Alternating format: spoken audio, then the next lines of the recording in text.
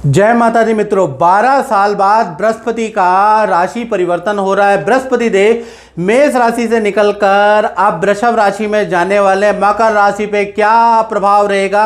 वैसे भी मकर राशि की 7.5 का अंतिम चरण चल रही है, तो ये भी क्या खराब है?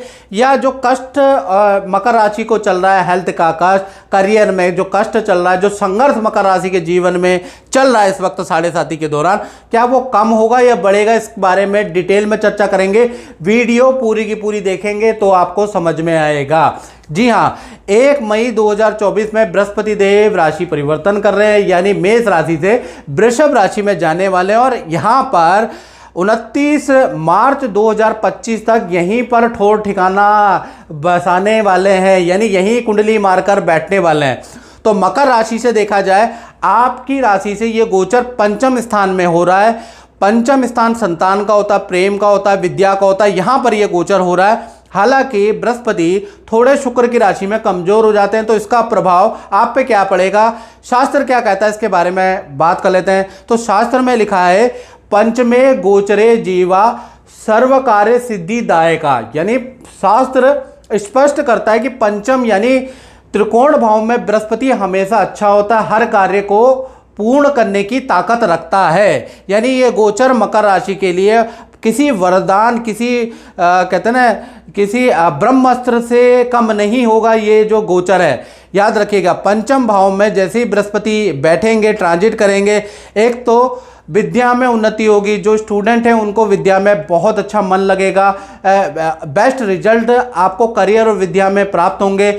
और आपके अंदर जितने भी मकर राशि वाले हैं, पढ़ने लिखने का शौक जागृत होगा। कोई नॉवल पढ़ेगा, कोई धार्मिक किताबें पढ़ेगा, कुछ कोर्स को ऑनलाइन सीखेगा, यानी आपके अंदर कुछ सीखने की एक ललक जागृत होगी। पंचम में बृहस्पति दोबारा आपको पुरानी किताबें खोल के पढ़वाएगा, आपको अप टू डेट कराएगा, आपके अंदर पढ़ने लिखने का शौक जागृत होगा। ये बृहस्पति का जादू होगा। साथ ही साथ पंचम भाव में जब भी बृहस्पति बैठते हैं, पंचम भाव शौक का भी होता है, तो आपका अध्यात्म में रुचि हो जाएगी। भूत प्रेत पिशाच इसमें रुचि होगी। साथ ही साथ आपकी भगवानों पे रुचि होगी, तो आप उनके बारे में बहुत ज़्यादा स्टडी करने लग जाएंगे, यानी अध्यात्म में आपकी रुचि बढ़ जाएगी, आत्मा परमात्मा में आपकी रुचि बढ़ जाएगी। साथ ही साथ पंचम भाव संतान का भी होता है, तो जो व्यक्तियों को संतान नहीं प्राप्त हो रही है अभी, मकर राशि वालों को, उनका संतान का योग भी कहीं ना कहीं 29 मार्च 2025 तक बनने वाला है।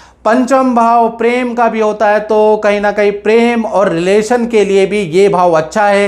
प्रेम और रिलेशन करवा सकता है, ये प्रेम और रिलेशन में चल रही अनबन को भी ठीक कर सकता है। आपका प्रेम एक किसी रिश्ते में बंध सकता है, यानी प्रेम में सफलता भी आपको मिल सकती है। बृहस्पति जो पंचम में बैठे हैं, उसका जादू आपके प्रेम जीवन रिलेशन में भी पड़ने वाला है। साथ ही साथ बृहस्पति जब भी पंचम में बैठेगा, तो नित्य कला संगीत के अंदर आपकी रुचि बढ़ जाएगी। आप कुछ ना कुछ इंस्ट्रूमेंट बजाते हुए या उस तरह की चीज़ें करते हुए नजर आएंगे।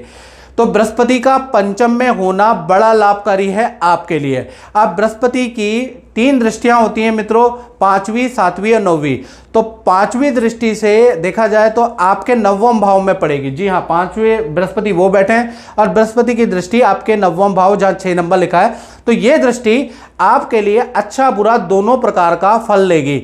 जहां पर आपको विदेश यात्रा कराएगी, लंबी दूरी की यात्रा कराएगी, विदेश संबंधी आपके काम बनते हुए नजर आएंगे। विदेश जाना हो, विदेश में स्टडी करना हो, विदेश का वीजे के लिए अप्लाई करना हो, तो यहाँ पर आपको सफलता मिलती हुई नजर आएगी। लेकिन इसका बुरा प्रभाव भी इस दृष्टि का पड़ेगा। वो माता पिता से अनबन रहेगी, माता पिता से आप दूर हो जाएंगे, या माता पिता को स्वास्थ्य का गंभीर कष्ट भी रह सकता है। तो माता पिता के लिए दृष्टि अच्छी नहीं है। बृहस्पति की 7वीं दृष्टि आपके लाभ भाव में बैठी। पंचम भाव में बृहस्पति बैठे हैं, उसकी दृष्टि आपके लाभ भाव, जहां 8 नंबर लिखा है, वहां पर बैठी है। तो कहीं ना कहीं आप कुछ ऐसी इन्वेस्टमेंट बृहस्पति देव आपसे करवाने वाला है, जिससे कि आपको चाहे शेयर हो, चाहे प्रॉपर्टी में हो, चाहे किसी काम में हो, जिसमें आपको बड़ा लाभ होगा। यानी कि कुछ इन्वेस्टमेंट से आपको मोटा धन लाभ भी प्राप्त होगा। बृहस्पति की 9वीं दृष्टि आपके स्वास्थ्य पे है, यानी आपकी राशि पे है, तो और इसी राशि पे शनि की 7.5 भी चल रही है, वो थोड़ी बुरी है। साथ ही साथ यहीं पर बृहस्पति की दृष्टि भी आपके लिए बुरी है, यानी कि ये जो दृष्टि है इसकी वजह से आपको अपने खान पीन में कंट्रोल करना होगा, मन को साधना होगा। कहा जाता है ना, मन के जीते जीत है और मन के हारे हार। तो आपको मन को साधना होगा, मन को कमजोर करेगी दृष्टि, बुरी आदतों में आप घिर सकते हैं, अनैतिक काम, गलत काम आप कर सकते हैं, अनैतिक संबंधों में आप पड़ सकते हैं। मैं आपको सावधान कर रहा हूं कि आपकी हर चीज़ अच्छी है, लेकिन यहाँ पर मन पे आपका कंट्रोल नहीं रहेगा। तो आपको योग ध्यान करके अपने मन को काबू करना है, बुरी आदतों पे कंट्रोल करना है। याद रखिएगा, ये जो दृष्टि है आपको बुरी आदतें भी लगा सकती है। तो ये मित्रों हमने चर्चा करी है मकर राशि पे बृहस्पति के गोचर का क्या प्रभाव रहेगा। और मित्रों ज़्यादातर 70 और 80% तो अच्छा ही प्रभाव मकर राशि पे गोचर का नज़र आ रहा है। ये जनरल प्रेडिक्शन है।